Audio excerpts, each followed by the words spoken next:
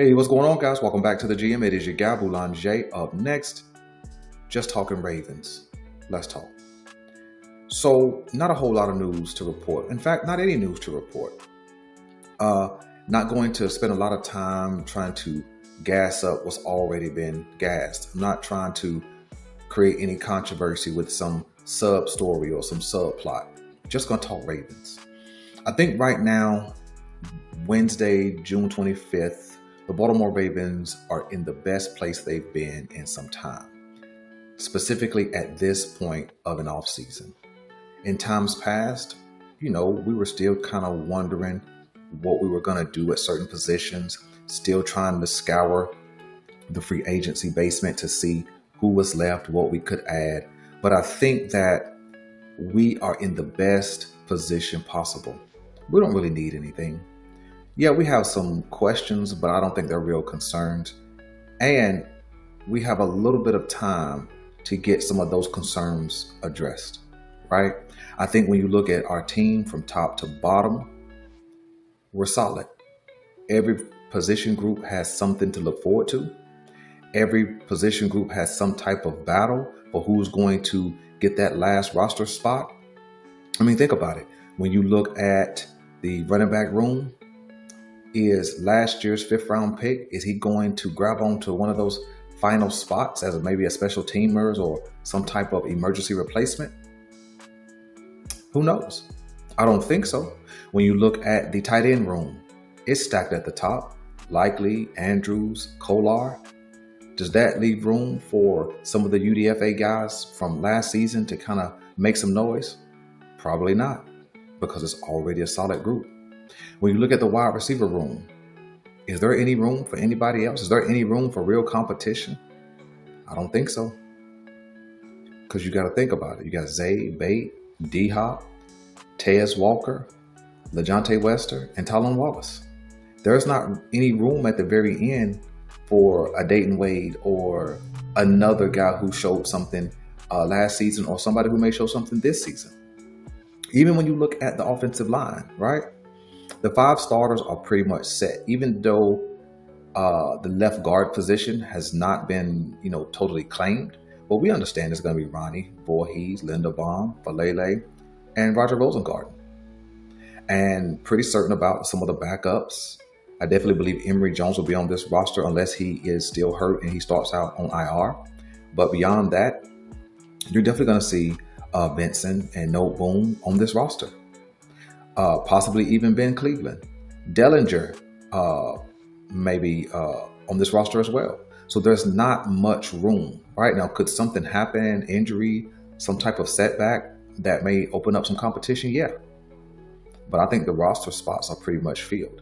When you jump to the defense, we're set basically in the trenches. We're set for the most part at linebacker unless they choose to bring in a vet.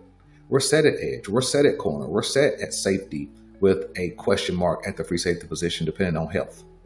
But beyond those few little questions, man, we're set. We are absolutely in the best spot possible that we've been in some time. I think we're going into this training camp season the most sure about who's doing what and where they're going to do it at as far as positions. Again, there will be some clarity, some things that shake out. But I think scouring the free agent basement, I don't think it's a need for that.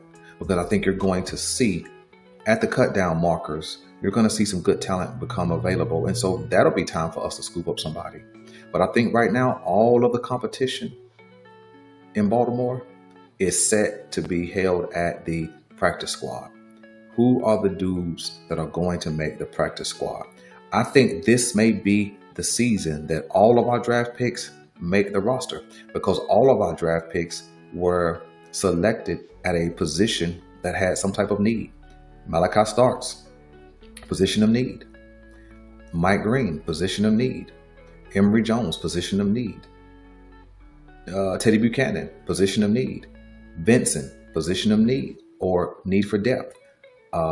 Aeneas Peoples, position of need. LeJohntay Wester, special team, position of need. Tyler Loop, position of need. Now that competition right there between him and the UDFA is still hot. Aeneas Peoples, position of need.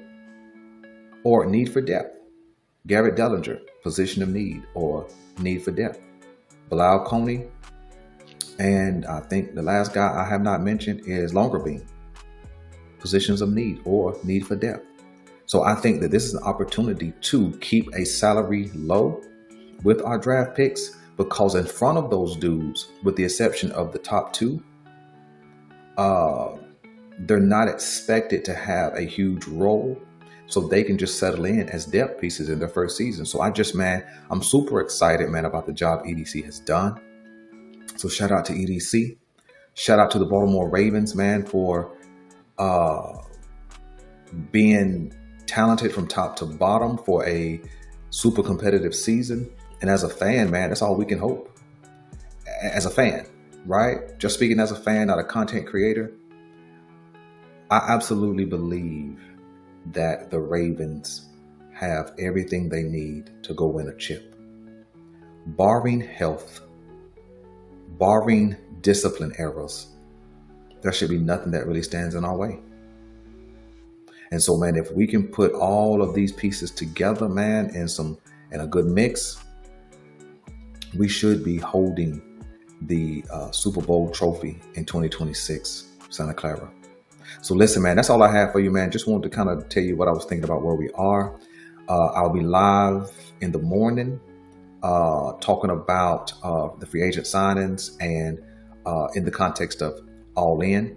And then I'll be live also tomorrow night with Thursday Night Football. So listen, I'm your guy Boulanger. Do me a favor before you get out of here. Hit like and subscribe, and I'm out.